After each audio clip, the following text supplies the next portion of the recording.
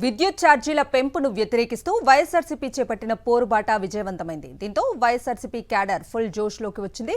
చంద్రబాబుపై కూటమి ప్రభుత్వంపై వ్యతిరేకత స్పష్టంగా కనిపించిందని వైఎస్ఆర్సీపీ నేతలు చెబుతున్నారు. కరెంటు బిల్లుల బాధుడు, నయవంచక పాలనపై ప్రజలు మండిపడుతున్నారని వైఎస్ఆర్సీపీ నేతలు అంటున్నారు. ఇదే అంశానికి సంబంధించిన పూర్తి అప్డేట్స్ ని మా ప్రతినిధి రవీందర్ లైవ్ లో అందిస్తారు. రవీందర్, చెప్పండి, విద్యుత్ ఛార్జీల పెంపును వ్యతిరేకిస్తూ వైఎస్ఆర్సీపీ చేపట్టినటువంటి పోరుబాట సూపర్ సక్సెస్ అవటం మనం చూస్తూ ఉన్నాము. ఎలాంటి వివరాలు ఉన్నాయి మీ దగ్గర? అప్డేట్స్ ఏంటి?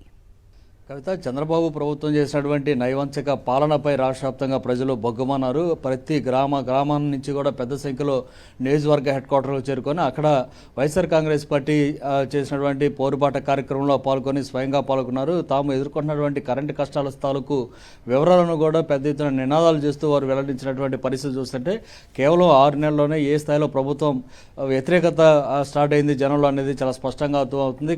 గతంలో ఎన్నికల ముందు చంద్రబాబు మాత్రం చాలా స్పష్టమైన హామీ ఇచ్చారు. ఎట్టి పరిస్థితుల్లో కూడా కరెంటు ఛార్జీలను పెంచేది లేదని చెప్పినటువంటి చంద్రబాబు అధికారంలోకి వచ్చిన తర్వాత 6 నెలల్లోనే 2 సార్లు పెంచారు. అది కూడా ఏకంగా 15,500 కోట్ల రూపాయల భారాన్ని వేయటం అనేది మామూలు విషయం కాదు. దీన్ని జనం ఎవరు కూడా జీర్ణించుకోలేకపోతున్నారు. ఈ నేపథ్యంలోనే వైఎస్ఆర్ కాంగ్రెస్ పార్టీ ఇచ్చినటువంటి పోరుబాట పిలుపుకు పెద్ద ఎత్తున పార్టీ సంబంధించినటువంటి కార్యకర్తలతో పాటు సాధారణ ప్రజలు కూడా ఈ కార్యక్రమంలో పాల్గొన్నారు. మామూలుగా ఒక పార్టీ ఏదైనా కార్యక్రమానికి సంబంధించి పిలుపునిస్తే సహజంగా పార్టీకి సంబంధించినటువంటి స్థానిక నాయకులు కార్యకర్తలు పాల్గొనడం అనేది సహజంగా మనం చూస్తుంటాం. కానీ స్వచ్ఛందంగా ప్రజలు, ప్రజా సంఘాల నాయకులు తదితరులు అందరూ కూడా పెద్ద సంఖ్యలో బాధితులందరూ ఈ విధంగా కార్యక్రమాల్లో పాల్గొనడం అనేది ఫస్ట్ టైం మనం చూస్తున్నాం. కేవలం చంద్రబాబు చేసినటువంటి 6 నెలల దుర్మార్గపు పాలనకు వ్యతిరేకంగా ఈ రకంగా ప్రజలు రోడ్డు మీదకి వచ్చారనేది చాలా స్పష్టంగా అర్థమవుతుంది. గతంలో కేవలం 200-300 రూపాయలు కరెంటు బిల్లు వచ్చేటువంటి సాధారణ ప్రజలు కూడా ఇప్పుడు ఏకంగా 1000 రూపాయలు ఆ పైన వస్తున్నటువంటి బిల్లులను చూసి తట్టుకోలేక ఈ విధంగా పోరుబాట కార్యక్రమంలో వారు కూడా భాగస్వామ్యులు అయినట్టు చాలా స్పష్టంగా అర్థమవుతున్న పరిస్థితి కనిపిస్తుంది. ఏదేమైనా నిన్న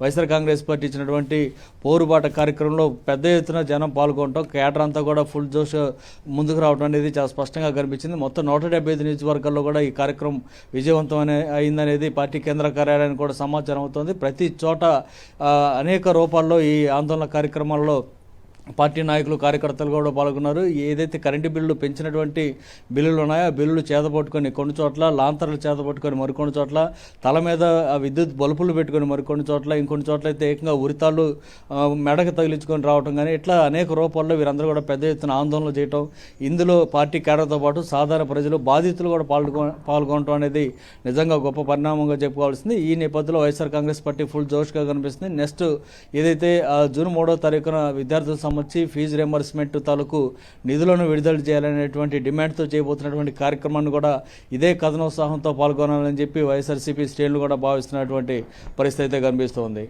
ఓకే రవీందర్, థ్యాంక్ యూ.